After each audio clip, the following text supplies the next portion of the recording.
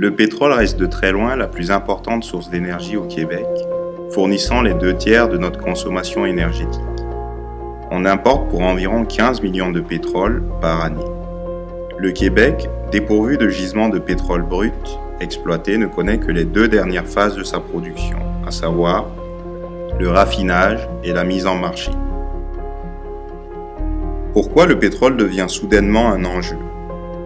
Grâce au progrès technologique, il est plus facile d'extraire le pétrole de façon sécuritaire et la hausse du baril de pétrole nous pousse à envisager le pétrole d'ici. Le pétrole au Québec, c'est quoi ? 12% du territoire, 200 000 km², dont le quart se trouve en Gaspésie. Toute cette ressource appartient au gouvernement du Québec qui loue des permis de recherche et d'exploration. Si on exploitait le sous-sol québécois, le Québec pourrait s'enrichir de 400 milliards de dollars en exploitant son pétrole. En ce qui concerne le contrôle de l'industrie pétrolière, il n'existe pas de BAP, Bureau d'audience publique sur l'environnement, pour l'ensemble de l'industrie pétrolière. Le gouvernement souhaite proposer un projet de loi en ce sens pour encadrer certains projets. L'aventure de Pétrolia a débuté en 2003 alors que André Proulx et un groupe d'amis, évoluant déjà tous dans l'exploration minière, ont décidé de chercher du pétrole en Gaspésie. L'entreprise est en période de croissance depuis la découverte d'Haldimand en 2006. L'idée qu'un jour le Québec puisse produire son propre pétrole ainsi que l'esprit visionnaire du président de Pétrolia ont fait en sorte que la société soit aujourd'hui le leader de l'exploration pétrolière du Québec. C'est en s'appuyant sur des technologies modernes, autant pour la détection des pièges potentiels que pour l'exploitation de réservoirs non conventionnels, que Pétrolia s'est donné comme mission de produire au Québec 5% de la demande, laquelle est aujourd'hui entièrement comblée par des importations, dont plus de 90% proviennent d'outre-mer.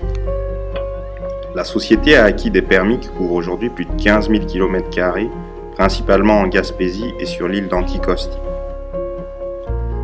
Au niveau des actionnaires, CD Private Equity, une société d'investissement londonienne, possède approximativement 15,06% des actions de Pétrolia. Une autre compagnie privée, Pilatus Energy, détient quant à elle 7% des actions. André Proulx et les autres dirigeants de l'entreprise détiendraient environ 6 à 7% des actions. Les 11% restants sont détenus par la filiale Ressources Québec d'investissement. Les projets de Pétrolia se trouvent tous dans l'est du Québec. La plupart des projets sont encore à l'état d'étude.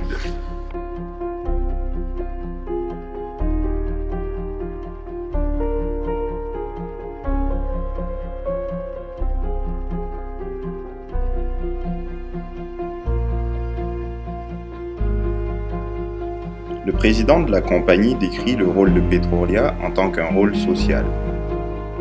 Pétrolia s'engage à développer des technologies favorables au développement durable. Il semble paradoxal de parler de développement durable en prônant l'utilisation d'énergies non renouvelables, mais la conjoncture actuelle ne nous laisse d'autre choix que de continuer à utiliser ces formes d'énergie. L'exploitation d'hydrocarbures au Québec s'intègre tout naturellement à la perspective d'assurer une transition harmonieuse vers les énergies renouvelables. La problématique fondamentale serait donc que certains projets de Pétrolia peuvent avoir une conséquence négative sur l'environnement ainsi que sur les communautés. Cependant, ce projet ou l'ensemble de ces projets pourrait développer le Québec économiquement parlant. L'un des principaux projets de Pétrolia actuellement se situe en Gaspé.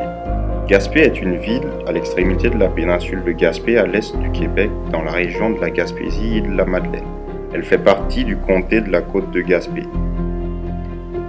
Au niveau de son économie, les pêches sont très importantes pour la ville. De nombreux crevetiers, pêcheurs de homards et de crabes font que le village est souvent qualifié de capitale provinciale de la pêche. Avec son parc national de Forillon et ses 3 rivières, la Dartmouth, la Saint-Jean et la York, Gaspé vit aussi du tourisme.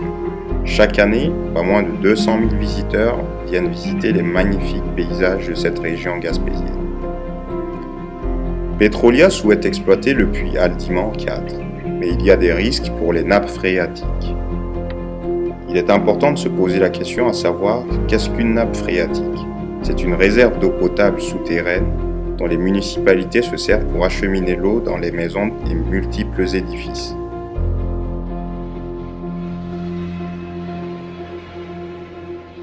Petrolia a obtenu le feu vert du ministère des Ressources naturelles le printemps dernier, lorsque les libéraux étaient au pouvoir. Le problème, c'est que ce projet, qui est au cœur de la Gaspésie touristique, près du parc Forillon, est aussi à 350 mètres d'une quarantaine de maisons et de leurs puits de surface qui sont à environ 5 km d'une rivière à saumon populaire auprès des touristes. La ville de Gaspé a vivement réagi. Pour protéger les ressources d'eau potable, elle a adopté un règlement interdisant tout forage à moins de 2 km d'un puits de surface, à moins de 10 km d'une rivière et à moins de 350 mètres d'un quartier résidentiel. L'amende pourrait atteindre $2000 par jour.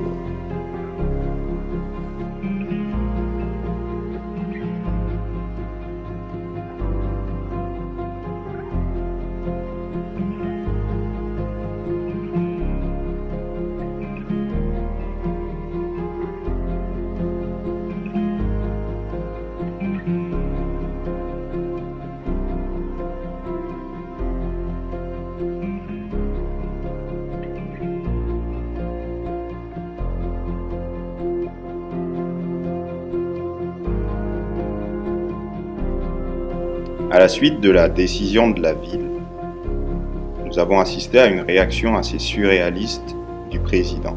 Malgré les dangers pour la population et l'environnement, ce dernier souhaite continuer l'exploration et est même prêt à aller en cours. Jamais, au grand jamais, je ne vais laisser ce dossier aller. Ainsi, pour le président, ce n'est pas à la municipalité de décider du sort des ressources naturelles québécoises, mais plutôt à la population québécoise tout entière et au gouvernement. En attendant, on peut toujours se poser la question des avantages et des inconvénients.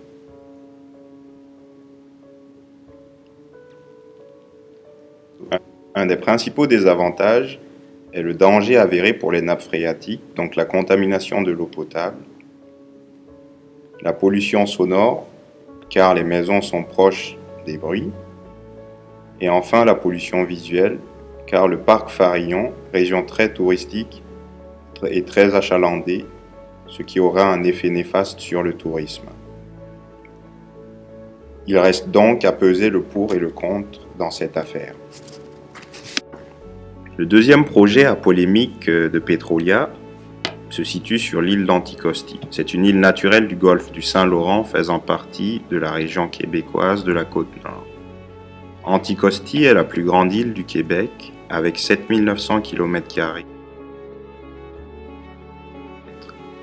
Attrait touristique important dans un habitat réservé. En plus d'être la plus grande île de la province, elle est très peu peuplée, ce qui en fait un lieu où le mystère et l'aventure sont encore présents.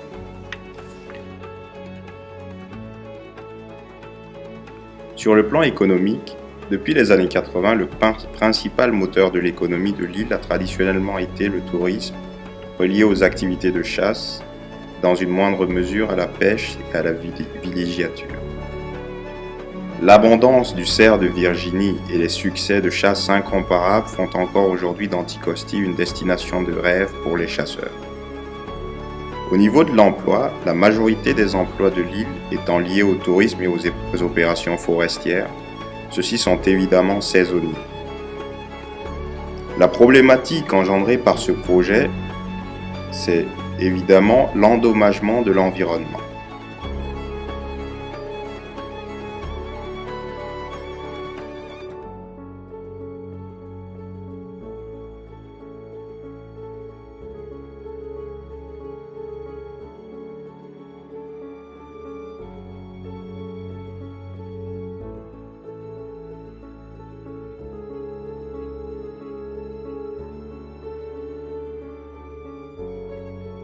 En 2010, Petrolia annonce la découverte d'un gisement de pétrole qui contiendrait 40 millions de barils de pétrole, soit pour 4 000 milliards de dollars.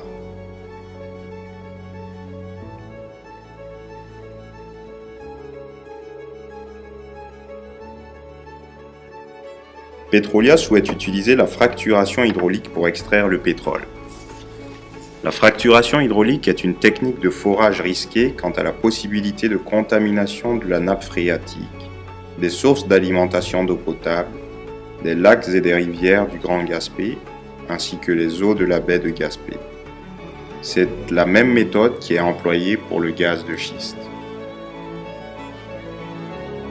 C'est une méthode qui n'a jamais été essayée au Québec pour l'exploitation du pétrole.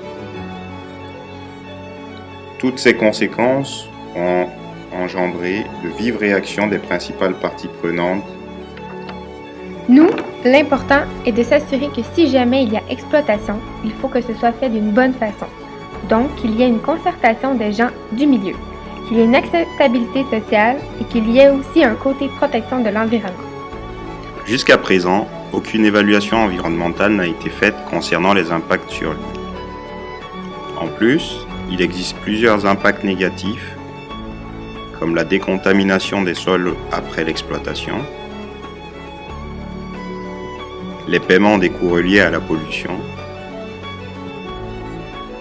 les coûts pour la restauration des sites car le tourisme est très important et ce n'est pas quelque chose que les touristes vont apprécier de voir en pleine nature. On pourrait donc parler de pollution visuelle. Du méthane va s'échapper des puits d'ici 15 à 20 ans. Les hydrocarbures ont tendance à migrer vers le haut. Enfin, il y a des risques pour les nappes phréatiques également.